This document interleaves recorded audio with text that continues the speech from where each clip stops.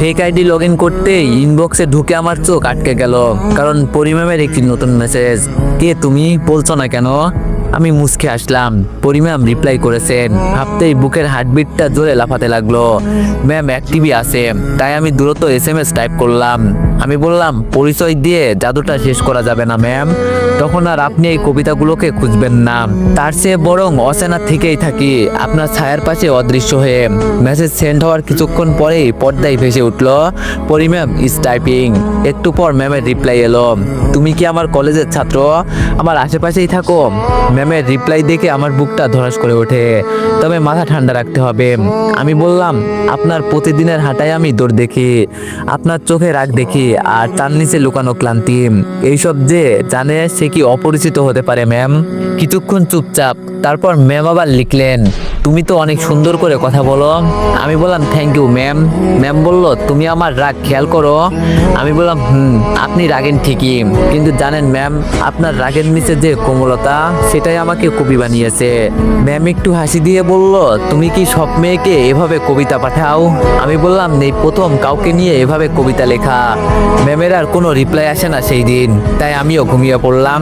পরদিন সকালে কলেজে যাওয়ার আগে আম্মু চেঁচিয়ে ওঠে আর বলে, এই রাকিব, সারাদিন মোবাইলে কি করিস, পড়তে বসিস না? আমি বললাম, কই না তো আম্মু। কলেজে পৌঁছে আমি খেয়াল করলাম পরিম্যাম লাইব্রেরির করিডোর ধরে একে একে হাঁটতেন, কাঁধে বইয়ের ব্যাগ, হাতে একটা রুল করা নোট খাতা। আলো আঁধারির মধ্যে তার চেহারায় একটা অদ্ভুত শান্তি। আমি দ্রুত মোবাইল বের করে ফেক আইডি লগ ইন করে লিখলাম, খোলা চুলে আপনাকে অনেক সুন্দর লাগছে ম্যাম। 5 মিনিট পর ম্যাম SMS সিন করে আশেপাশে তাকাতে লাগলো, আর আমি তখন লুকিয়ে পড়লাম। ফোনের স্ক্রিনে তাকিয়ে দেখি পরিম্যাম ইজ টাইপিং। ম্যাম বলল, তুমি কি লাইব্রেরিতেই আছো? আমার সামনে আসো না কেন? আমি বললাম, সময় হলে ঠিক আসবো। ম্যাম বলল, কবে সময় হবে? আমি বললাম, আমি নিজেও জানি না, যখন জানবো তখন বলবো। কলেজের লাইব্রেরির সামনে কিছু সময় অপেক্ষা করে আমি আমার নিজের ক্লাসরুমে ফিরে এলাম। মনটা কেমন যেন উড়ু উড়ু লাগছিল। হঠাৎ আমার কাঁধে একটা চিমটি, পিছনে তাকিয়ে দেখি আমার বন্ধু সাকিব। সাকিব বলল, কি রে ভাই, কি ব্যাপার? তোর প্রেমে পড়ার গন্ধ পাইতেছি। আমি বললাম, ধুর, পাগল নাকি, এইসব তোর ভুল বোঝা। সাকিব বলল, তাই নাকি? তা ফোনটা দে তো একটু দেখি। আমি বললাম, না, ফোন দেওয়া যাবে না। সাকিব বলল, এই তো ধরা খেয়ে গেলি, এখন বল মেয়েটাকে। আমি বললাম, প্রমিস কর, কাউকে বলবি না। সাকিব বলল, ওকে প্রমিস। আমি বললাম, পরি ম্যাম। সাকিব চোখ কপালে তুলে জোরে বলে উঠল, কি? আমি বললাম, আরে আস্তে শালা। সাকিব বলল, কি বলিস এইগুলো? আমি বললাম, কেন, বিশ্বাস হচ্ছে না? সাকিব বলল, তুই যে জিনিস, বিশ্বাস আবার হবে না। কিন্তু ভাই, তুই যেটা করছিস সেটা কিন্তু ভয়ানকও হতে পারে, যদি ম্যাম জেনে ফেলে তুই সেই সদ্য কবি। আমি বললাম, জানলে তখন দেখা যাবে, এখন তো শান্তি মতো প্রেম করতে দে। তারপর আর কথা না বাড়িয়ে ক্লাস করতে লাগলাম। ক্লাস শেষে আমি আর সাকিব কলেজ ক্যাম্পাসের আমতলায় বসে আছি। এখানে বসে ঠান্ডা হওয়ায় মনটা আরো উদাস হয়ে গেল। পকেট থেকে ফোন বের করে আমি আবারও ঢুকে পড়লাম সেই আইডিতে। একটা নতুন কবিতা লিখলাম ম্যামের জন্য। চোখের নিচে ক্লান্তির ছায়া, তবু মুখে রাগের ধোয়া। জানি না আপনি কে, শুধু জানি এই রাগের মাঝেও বেঁচে থাকি আমি। কবিতাটা পাঠিয়ে কিছুক্ষণ অপেক্ষা করতেই পরিম্যাম অনলাইনে আসলো, আর সাথে সাথে আমাকে রিপ্লাই করলো। পরিম্যাম বলল, তোমার কবিতার মধ্যে মাদকতা লুকিয়ে আছে, বারবার নেশায় পড়ে যাচ্ছি। এখন আমি তোমার কবিতার জন্য অপেক্ষা করি। এটা কি ভালো না খারাপ জানি না। আমি বললাম, ভালো মন্দের হিসাবটা যদি মুছে ফেলেন তাহলে আপনি অবশ্যই আমাকে খুঁজে পাবেন ম্যাম। পরিম্যাম বলল, তুমি কি শুধু কবিতাই লেখো নাকি আরো কিছু করো? আমি বললাম, গল্পও লিখি ম্যাম।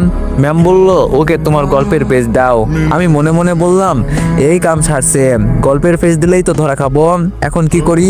তখন ম্যাম আবার জিজ্ঞেস করলো, কি হলো, দাও।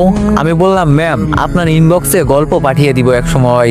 ম্যাম বলল, কেন, পেজ দিতে সমস্যা কোথায়? আমি বললাম, আছে, পরে বলবো। ম্যাম বলল, ওকে। তারপর আরো কিছুক্ষণ কথা বলে আমি বাসায় চলে আসলাম। এসেই ঘুমিয়ে গেছি। বিকালে ঘুম থেকে উঠে ফ্রেশ হয়ে নাস্তা করে নিলাম। আজকে ভাবলাম বাইরে থেকে একটু ঘুরে আসি, তাই বন্ধুদের সাথে আড্ডা দেওয়ার জন্য বের হলাম। কখন যে রাত হয়ে গেছে টেরই পাইনি। ফোন বের করে দেখি 9টা 19 বাজে। রাতে বাসায় ফিরতে ঘটে গেল আর একটা ঘটনা। রাস্তায় আসার সময় ফাঁকা রাস্তা পেয়ে আমাকে ছিনতাইকারী ধরলো। তাদেরকে অনেক রিকোয়েস্ট করলাম আর বললাম, দেখেন আপনারা সব নিয়ে যান, শুধু আমার এই ফোনটা নিয়েন না। কিন্তু অনেক রিকোয়েস্ট করার পরও তারা আমার কথা শুনলো না। তাই বললাম অন্তত সিমটা দিয়ে যান, কিন্তু সেটাও না করে দিল তারা। আমার কাছে আর কিছুই নেই। আমি মন খারাপ করে বাসায় চলে আসলাম। আমাকে এই অবস্থায় দেখে আম্মু জিজ্ঞাসা করলো, কিরে কি হয়েছে রাকিব, মুখটা এমন কালো হয়ে আছে কেন তোর? আমি বললাম, না আম্মু তেমন কিছু না, ফোনটা ছিনতাই হয়েছে। আম্মু বলল, কি বলিস, ছিনতাই হয়েছে? কোথায়, কিভাবে? আমি সব খুলে বললাম। আম্মু একটু শক্ট হয়ে গেল, আবার রেগেও গেল। এত রাতে বের হওয়া উচিত হয়নি, সেটা নিয়েও কিছু কথা শুনতে হলো। কিন্তু আমার মন খারাপ ছিল অন্য কারণে। ফোনটাই ছিল ম্যামের সাথে কথা বলার একমাত্র সম্বল। রাতে ঘুম আসছে না, ফোন থাকলে ম্যামের সাথে কথা বলতে পারতাম, কিন্তু সেটা আর হচ্ছে না। অনেক রাতে ঘুম আসছিল। পরের দিন সকালে ঘুম থেকে উঠে আর কলেজে গেলাম না। মনটা ভীষণ খারাপ। খাওয়া দাওয়া করে রুমে শুয়ে আসি আর ভাবছি, ম্যাম কি আমার কবিতাগুলো মিস করে নাকি শুধুই টাইম পাস? এভাবে 3 দিন কেটে গেল। 3 দিন আমি কলেজে যাইনি। এইদিকে ম্যাম ভাবছে, কি ব্যাপার, 3 দিন ধরে ছদ্মবেশী কবি অনলাইনে আসে না কেন? সে কি কোনো বিপদে পড়লো? আমিও যে তার কথাগুলো খুব মিস করছি, কিন্তু কেন? আমি তো তাকে চিনিও না ঠিকভাবে। তাহলে কি আমি ওকে ভালো, না না, এটা কিভাবে সম্ভব? ছেলেটা সম্ভবত আমার ছোটই হবে। আর জুনিয়র ছেলেকে ভালোবাসলাম, কিন্তু মন তো মানছে না। তাকে না দেখেই মিস করছি, তার কবিতাগুলো মিস করছি। বিকেলে আম্মু কিচেন রুমে রান্না করছে। আমি পিছন থেকে বললাম, আম্মু। আম্মু বলল, বল। আমি বললাম, কি করছো? আম্মু বলল, কি লাগবে বল। আমি বললাম, তুমি কেমনে জানলে আমার কিছু লাগবে? আম্মু বলল, আমি তোরে পেটে রাখছি, তো তোর পেটের খবর আমি ভালোই বুঝতে পারি। আমি বললাম, ওকে ফাইন, আব্বুকে বলো না আমাকে একটা ফোন কিনে দিতে। আম্মু বলল, মোবাইল তো তোকে দেওয়া যাবে না, এমনিতেই তোর সমস্যা, তুই সারাদিন মোবাইল টিপিস। আমি বললাম, আম্মু আব্বুকে বলো না প্লিজ। আম্মু বলল, না, মোবাইল ছাড়া আবদার করতে পারিস। আমি আম্মুকে অনেক বুঝালাম, কিন্তু কিছু হলো না। তাই আবার রাগ করে নিজের রুমে চলে আসলাম। ফোন নাই তাই ভালো লাগছে না, ফোন ছাড়া নিজেকে কেমন এতিম এতিম লাগছে। তাই রাতে তাড়াতাড়ি ঘুমিয়ে গেলাম। ঘুম থেকে ওঠার পর মনে হলো কি যেন আমার মাথার কাছে আছে।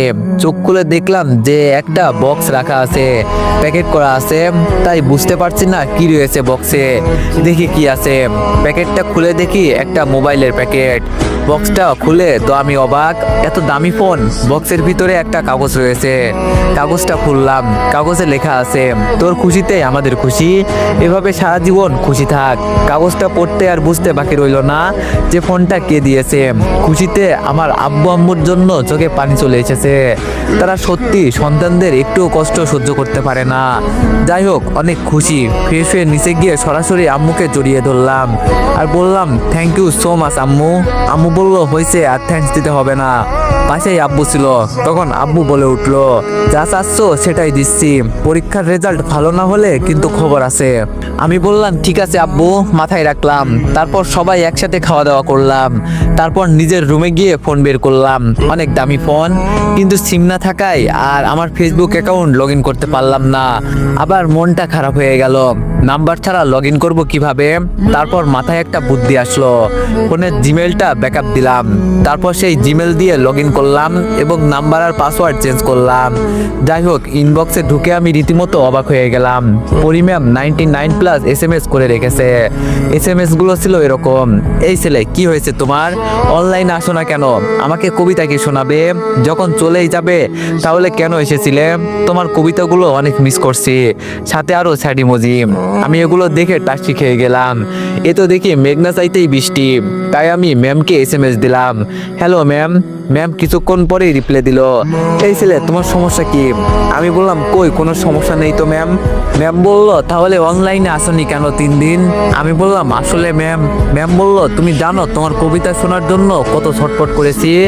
আমি বললাম, সরি ম্যাম। ম্যাম বলল, কিসের সরি, কোনো ক্ষমা নেই। আমি বুঝলাম ম্যাম রাগ আর আর অভিমান করে আছে। তাই ম্যামের রাগ আর অভিমান ভাঙানোর জন্য একটা রোমান্টিক কবিতা পাঠালাম।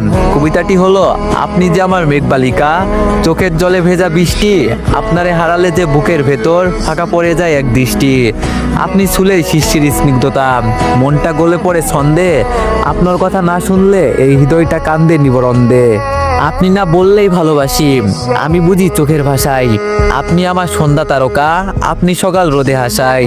রাগ করেন যত, অভিমান রাখেন, তবুও থাকেন পাশে চুপচাপ, আপনার মতো কেউ হয় না ম্যাম, আপনি একান্তই আমার স্বপ্নের চাঁদ। কবিতাটা পাঠানোর পর আমি ফোনের স্ক্রিনের দিকে তাকিয়ে অপেক্ষা করতে লাগলাম। মিনিট খানেকের মধ্যেই রিপ্লাই এলো, তুমি আসলে একটা পাগল। এই কবিতাটা পড়ে আমার চোখে পানি চলে এলো। তোমার কবিতার নেশায় আমি ডুবে যাই। তুমি জানো না, তুমি না থাকলে আমি ঠিক কতটা একা হয়ে পড়ি। আমি চুপ করে গেলাম। মনে হচ্ছিল ফোনের ওপাশ থেকে যদি একবার শুধু স্পষ্ট করে বলতে পারতাম, ম্যাম আমি সবসময় আপনার পাশে আছি। ভাবনা চিরচ্ছেদ ঘটিয়ে আমি আবার রিপ্লাই দিলাম, ম্যাম আপনার কি রাগটা একটু কমলো? ম্যাম বলল, রাগ কমে গেছে কবিতার মাঝেই, কিন্তু তুমি আর কখনো এমন করে হঠাৎ হারিয়ে যেও না প্লিজ। আমি বললাম, প্রমিস ম্যাম, আর হারাবো না, আর কাঁদাবো না। ম্যাম একটা লাল হার্ট ইমোজি পাঠিয়ে দিলেন। তারপর বললেন, আচ্ছা বললে না তো কেন উধাও হয়েছিলে? আমি বললাম, আসলে ম্যাম ফোনটা ছিনতাই হয়ে গিয়েছিল। অনেক রিকোয়েস্ট করছিলাম ফোনটা না নেওয়ার জন্য, কিন্তু তবুও তারা সবকিছু ছিনিয়ে নিয়ে গেল। ম্যাম বলল, তাহলে কথা বলছো কিভাবে? আমি বললাম, নতুন ফোন আব্বু কিনে দিয়েছে। ম্যাম বলল, ও আচ্ছা। কিছুক্ষণ চুপ থেকে ম্যাম আবার বলল, আচ্ছা তোমার নামটা কি? আমি তো কিছুই জানি না, এই কাম সারছে। এখন যদি নাম বলি তাহলে বুঝে যাবে আমি এইসব করছি। এখন কি বলি আমি? ম্যাম আবার লিখলেন, কি হলো বলো, তোমার নাম কি?